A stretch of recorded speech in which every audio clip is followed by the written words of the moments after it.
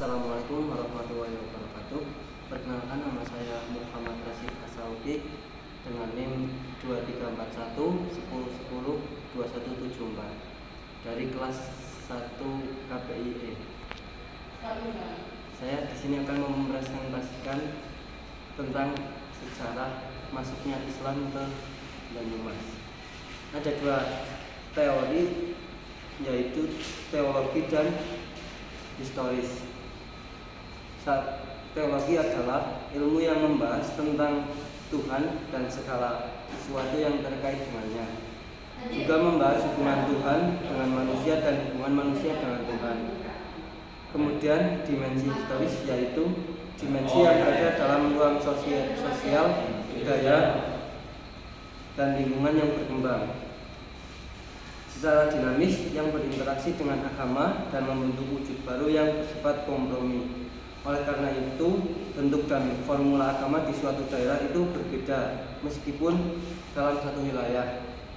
Hal tersebut terjadi karena agama memiliki kemampuan adaptasi dengan situasi dan tempat berkembangnya di masyarakat Jawa. Kebudayaan merupakan pusat suatu kegiatan. Dalam kegiatan sehari-hari, masyarakat Jawa dibagi menjadi dua, yaitu masyarakat pesisir dan masyarakat pedalaman.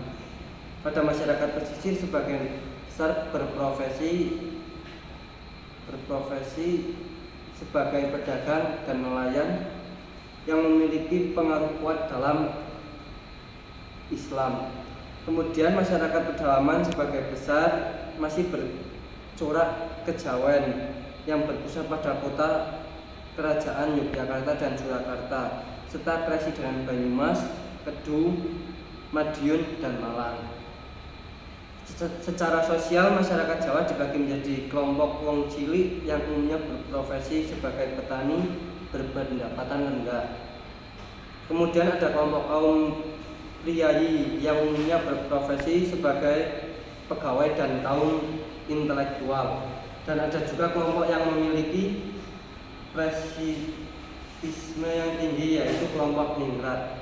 Masing-masing kelompok sosial yang memiliki konstruksi kebudayaan yang dijadikan sebagai etika dan landasan dalam melakukan aktivitas sehari-hari. Agama yang masuk dalam konstruksi kebudayaan Jawa juga akan melahirkan corak baru, yaitu khas wilayah JTBS atau Jawa Tengah bagian barat selatan yang meliputi Banyumas, Cilacap, Purbalingga,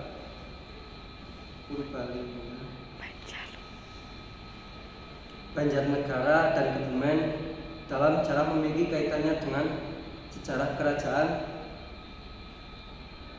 Jawa, tidak bisa lepas dari eksistensi kerajaan Majapahit, Kesultanan Demak, Mataram, Yogyakarta, dan Kesunanan Surakarta. Kerajaan-kerajaan besar di Jawa tersebut bisa dikatakan secara geografis cukup jauh, namun kondisi ini cukup berpengaruh terhadap konstruk kebudayaan JTBS atau Jawa Tengah bagian selatan atau barat selatan, yang sangat berbeda dengan tradisi dan kebudayaan keraton. Dari sisi bahasa, misalnya masyarakat JTBS memiliki bahasa yang berbeda di wilayah kerajaan Jawa di Demak, Yogyakarta, Surakarta, dan Jawa Timur. Bahasa yang sering digunakan tersebut dengan bahasa ngapak, yaitu yang menjadi ciri khas Banyumas dalam kebudayaan Jawa. Menurut Ahmad Tohari, bentuk lanjutan dari bahasa Jawa asli Kawi, sementara bahasa Wetanan merupakan bentukan baru dari proses politis oleh Sutawijaya. Secara historis, sejarah masyarakat JTBS terbentuk dari zaman para kolonial atau masa kerajaan Jawa. Majapahit merupakan kerajaan sentral yang memberikan pengaruh luas terhadap masyarakat Jawa Tengah JTBS dalam kehidupan beragama. Hindu, Buddha merupakan kepercayaan mayoritas yang dianut masyarakat.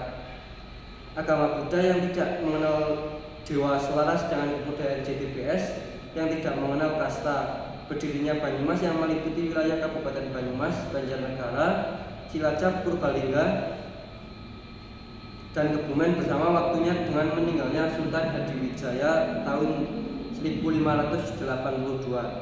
Diceritakan meninggalnya Sultan Hadiwijaya menjadi awal runtuhnya kerajaan Pajang serta menjadi titik awal proses berdirinya kerajaan Mataram. Banyumas yang awalnya bagian dari Kesultanan Panjang beralih menjadi bagian kekuasaan kerajaan Mataram yang dipimpin oleh Penembakan Senopati Sutawijaya.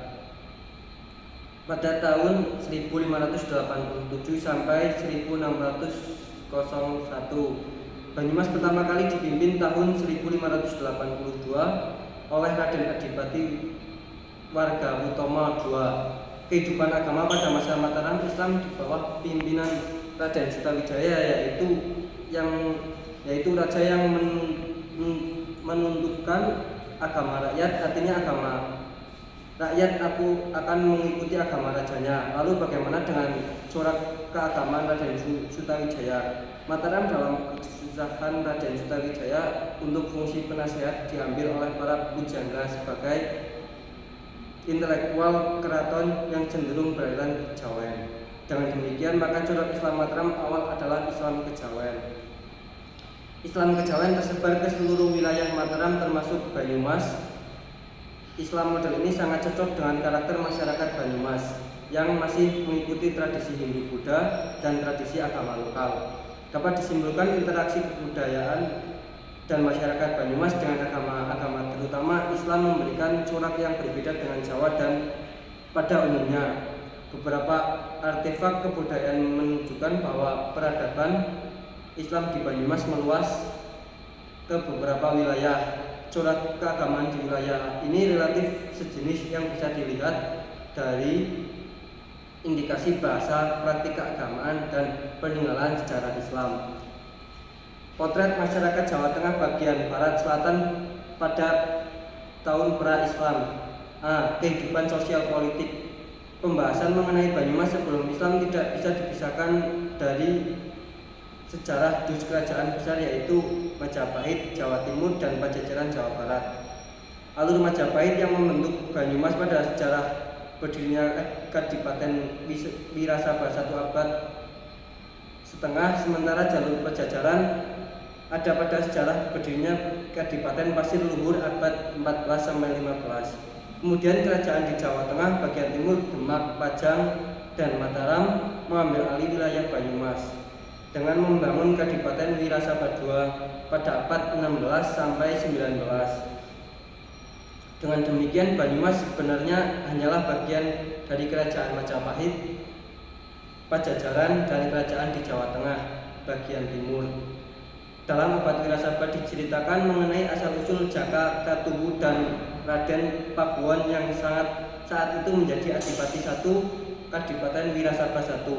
Pada saat Kadipaten Wirasaba I pada saat itu wilayah Kadipaten Wirasaba I memperkenalkan bagian dari wilayah Kerajaan Majapahit II pada masa pemerintahan Prabu Kartubi Brawijaya 5 tahun dari 1468 sampai 1478. Kadipaten Wirasaba I di bawah pimpinan Adipati Wirayuda merupakan kadipaten yang tentram dan makmur. Sementara dalam abad Pasir Luhur Banyumas pada masa kerajaan Pakuan Pragiayan tepat pada masa kepemimpinan Sri Prabu Jagawesi Dewali Kasala dan putrinya Sri Prabu Ligawastu Ratu Purnajaya Dewata. Dari Sri Prabu Ligawastu lahir 4 putra, di mana salah satu keempatnya menjadi bagian cerita Pasir Luhur. Adapun keempat putranya yaitu 1.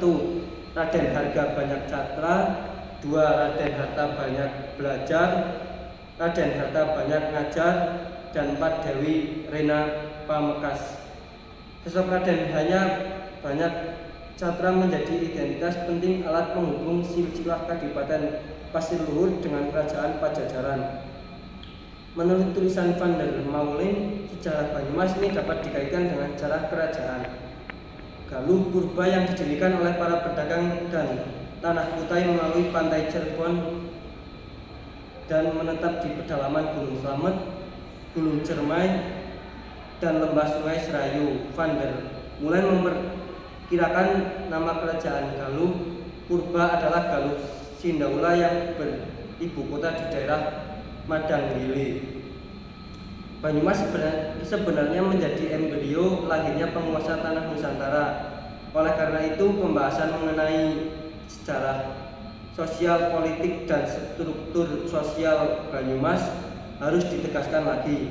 Jika di daerah lain struktur sosial cenderung terpengaruh, struktur sosial masyarakat Banyumas justru menampilkan karakteristik yang unik, yaitu 1. Coak berbicara dengan suara keras. 2. Bloak berbicara dengan berlagak serius. 3. Dablongan seenaknya sendiri atau mengkritik. 4. Ajiban bereaksi spontan. 5. Dobos berebut bicara saat mengeluarkan ide. 6. Banyol bergurau. 7. Dopok ngomong-ngomong mengeluarkan unek-unek. Ketujuh karakter ini berbeda jauh di daerah-daerah di Pulau Jawa. Meskipun demikian, bukan berarti masyarakat Banyumas tidak memiliki struktur sosial. Dalam cerita pewayangan tokoh Bawor dikenal sebagai anak sulung dari Semar, yang di mana karakter Bawor sangat menjiwai masyarakat Banyumas, yaitu sabar lan narimo, 2. Berjiwa kesatria, jujur, toleran atau pribadi baik. 3. Canjudan, yaitu rajin atau cekatan. 4. Ceblaka, lugas dan terbuka. B. Kehidupan ekonomi masyarakat. Dari sisi kondisi alam, seluruh dataran Pulau Jawa dikenal dengan kesuburan tanah dan curah hujan yang tinggi pada masa pra-Islam dan kolonialisme Eropa. Masa era Islam masuk ke Pulau Jawa, masyarakat hanya bertumpu pada sungai-sungai sebagai sarana penghubung antar masyarakat di daerah dengan daerah lain. Belum tersedianya sarana penghubung yang memadai pada masa itu, menyebabkan masyarakat hanya mengandalkan kondisi cuaca dalam hal ekspedisi hasil pertanian atau perkebunan. Pola perekonomian masyarakat Jawa sedikit mengalami perkembangan ketika memasuki abad keempat, mulai membuka jalur perdagangan ini, termasuk tidak lagi mengandalkan sungai sebagai jalur distribusi perekonomian, tetapi juga laut dengan berbagai dermaga dan pelabuhannya. Profesi masyarakat juga berkembang tidak lagi sebagai petani, melainkan ada beberapa yang menjadi pedagang, eksportir barang, atau penguasa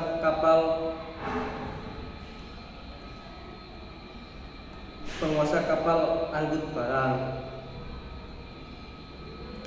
Dan di sini ada bab 4. Dalam hal ini ditemukan pada gerakan Puritanisme yang lahir sebagai paham baru yang dipelopori gerakan Wahabi pada abad ke-18 dan Salafi pada akhir abad ke-19. Puritan menurut Karen Armstrong merupakan agama yang diyakini oleh sekelompok orang yang sangat teguh berpegang pada peraturan-peraturan berdasarkan interpretasi harifah murni yang bersumber dari kitab suci dan tradisi Islam pada masa-masa awal. Dalam gerakan mengobsesikan secara romantik adanya persatuan Islam atas dasarnya keragaman konsep teologis akan kemurnian keyakinan berketuhanan.